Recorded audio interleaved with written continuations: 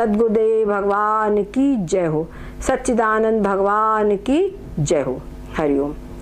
अब आगे जो यमराज है वो बताते हैं कि ब्रह्म का स्वरूप, जिस आत्म तत्व का, सब एक तत्व का सब कहीं दर्शन करने की बात कही है, उसके विषय में अब बताते हैं कि जो ये आत्म तत्व है ये हृदय रूपी जो गुफा है, ये हृदय रूपी पुंडरिक में स्थित है, हृदय रूपी गुफा में स्थित है। कहते हैं अंगुष्ठ मात्र पुरुषो मध्य आत्मनि तिष्ठति, ईशानो भूत भव्यस्य न ततो विजुगुप्सते एतद् वै तत्। क्या कहते हैं, जो अंगुष्ठ परिमाण का पुरुष, अंगुष्ठ है नहीं अंगूठा, इस अंगुष्ठ परिमाण का जो पुरुष है, अंगूठे के बराबर का पुरुष, यानी कि बहुत सूक्ष्मता बता रहे हैं, स्थित है, मतलब इस संपूर्ण शरीर में स्थित है। इसको अंगुष्ठ मात्र कहने का अभिप्राय सिर्फ यही है कि जो आत्मा है अत्यंत सूक्ष्म तत्व है, ये जो आत्म तत्व है ये अत्यंत ही सूक्ष्म तत्व है। और ये जो शरीर है ना, इस शरीर को पुर कहा जाता है। अब पुर में ये आत्म तत्व स्थित है, इसलिए इसका नाम पुरुष है। समझ गए? पुर में रहने के कारण इस आत्मा का नाम पुरुष है। और तो ये पुरुष जो है अंगुष्ठ परिमाण पुरुष, यानी ब्रह्म जो है ये अंगुष्ठ परिमाण का ये शरीर के मध्य में स्थित है। और उस आत्म तत्व को भूत क्या कहते हैं, मध्य आत्म दृष्टि, ईशानो, इसको शासक, ईशानो है ना, ईशान का मतलब ईशा का मतलब ईश्वर, जो शासक है, जो शासन करने वाला जो है वो ईश्वर कहलाता है। तो उसको तुम ईश्वर जानो। किसका स्थिर?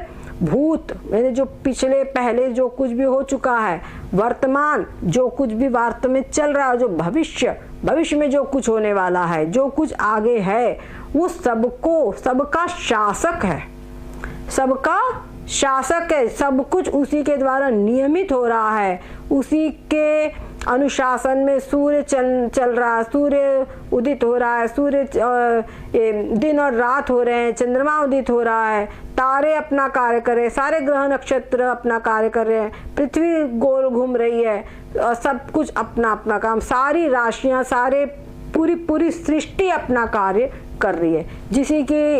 जिसके शक्ति से ही ये जो प्राण है, ये प्राण भी चल रहा है, शरीर के अंदर में भी प्राण ही चल रहा है, जिसके कारण ये हाथों में कंपन आदि सब हो रहा है। अगर निकल जाए तो कुछ भी नहीं होगा। तो जिसके द्वारा, जिस आत्म तत्व के द्वारा ये सब कुछ हो रहा है, समझ गए, वही वो आत्म तत्व है। उसको जान करके, और वो आत्म तत्व है उसको तुम जानो, और उसको जानने का परिणाम क्या होता है, जो उस आत्म तत्व का ज्ञान प्राप्त कर लेता है उसका भय समाप्त हो जाता है, फिर उसका टेंशन समाप्त हो जाता है कि अरे मेरे को शरीर की रक्षा करनी है, अरे मेरे को शरीर की रक्षा करनी है, टेंशन समाप्त हो जाता है। उसको फिर वो उतना एक होता है व्याकुल होना, क्या समझे, वो व्याकुल नहीं होता। यद्यपि थोड़ा एक आपके आप कोई पेपर में पढ़ लो, अरे उस व्यक्ति के साथ बुरा हो गया, उस लड़की के साथ ऐसा बुरा हो गया। बंगाल की एक घटना घटी थी, हर व्यक्ति को सुन करके मन में कष्ट होता है, किसी का उसके साथ में कोई संबंध नहीं था, लेकिन एक मनुष्य हृदय अगर हमारे पास में है, एक समझ गए, एक सात्विक हृदय है, तो जितना सात्विक हृदय होगा उतना दुख होगा, समझ गए। तो वो दुख होना अलग की बात है, लेकिन एक व्याकुल होकर के हाय श्राप और पता चले सुसाइड तक करने के लिए कभी कभी आदमी दुख के मारे चल देता है। तो ऐसा जो व्याकुलता है, वो व्याकुलता से बचा रहेगा, अपने जो बैलेंस ऑफ माइंड है उसको नहीं खोएगा। ठीक है, तो कहते हैं न ततो विजुगुप्सते, और साथ में वो किसी से घृणा नहीं करता, क्योंकि उसको सब कुछ मेरा ही स्वरूप है, तो अपने स्वरूप से कोई घृणा करता है क्या?